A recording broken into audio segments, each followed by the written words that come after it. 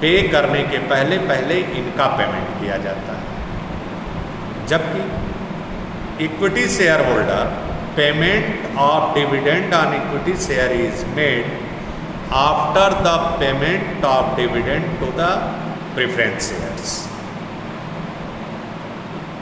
मतलब इनको preference share holder को पेमेंट करने के बाद ही इनका डिविडेंड पे किया जाता है।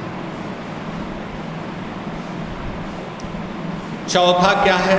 Base preferential right as to the payment of capital. In case of winding up of the company, first the capital of the preference shareholders is returned.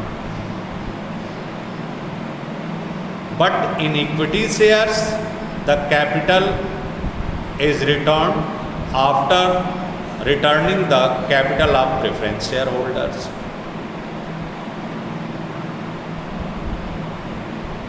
पूरा का पूरा इनका पेमेंट करने के बाद होता है। Voting rights preference share holders do not have the voting rights, any voting right. Preference share holders के पास वोट देने का अधिकार नहीं होता है, जबकि equity share holders enjoy voting rights.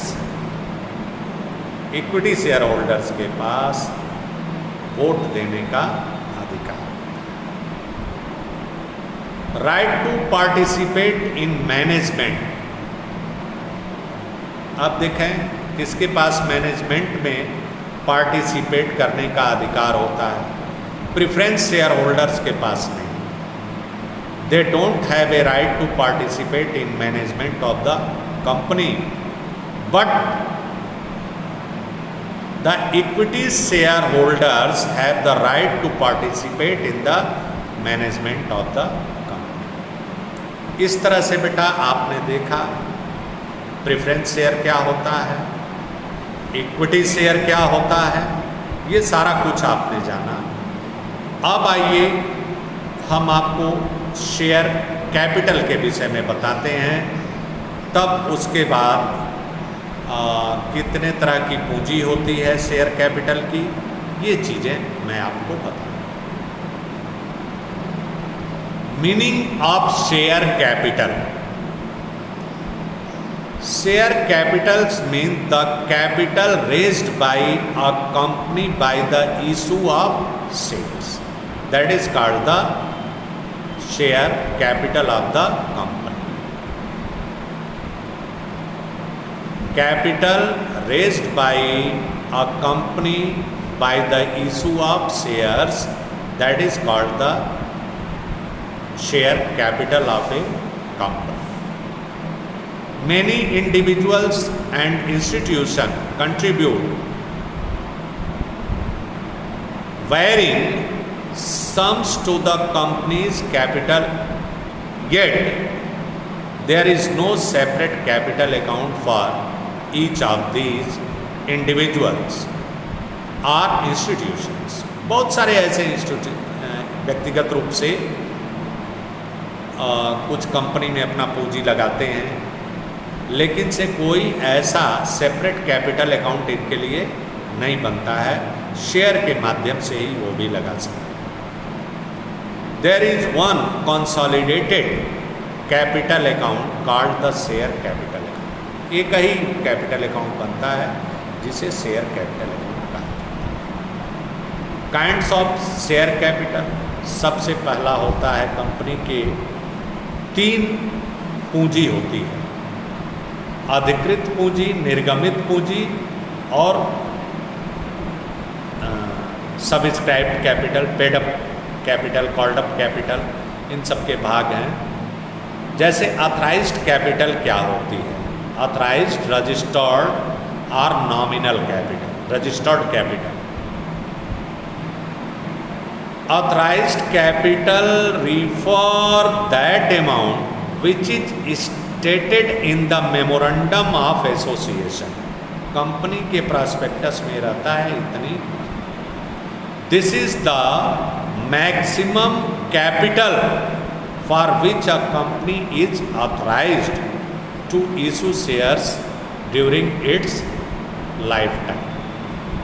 पहले ही देना पड़ता है कि हमारे कंपनी की इतनी पूंजी इतने अरब होगी, इतने करोड़ होगी। ये मेमोरेंडम ऑफ एसोसिएशन में उससे अधिक का आप पूंजी नहीं कर सकते, उससे अधिक का शेयर आप इशू नहीं कर सकते।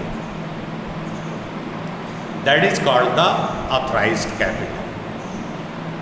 Second one, issued capital. Issued capital is that part of authorized capital which is actually offered to the public for subscription.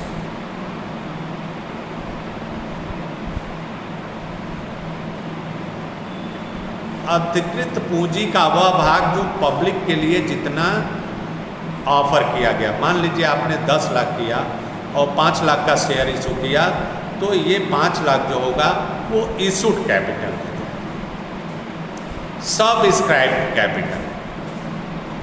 सबस्क्राइब्ड capital is that part of issued capital which has been subscribed by the public. ये issued capital का, मान लीजिए 5 लाख का आपने issue किया capital और public ने 3 लाख का ही सब्सक्राइब आया, आपके पास फंड आया, तो वो 3 लाख रुपए ही सब्सक्राइब कैपिटल। कोई ज़रूरी नहीं है कि उतना ही आ जाए।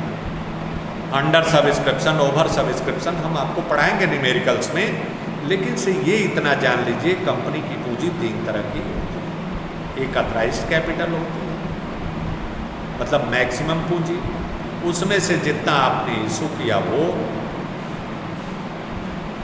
सबस्क्राइब्ड capital is shown in the balance sheet under 2 heads. 2 head के तहत बैलेंस शीट के अंतर्गत दिखाया जाता है इसे। सबस्क्राइब्ड एंड फुल्ली पेड अप, मतलब जितने का सब्सक्राइब हुआ और पूरा का पूरा पेमेंट हो गया, वो कैपिटल होती है।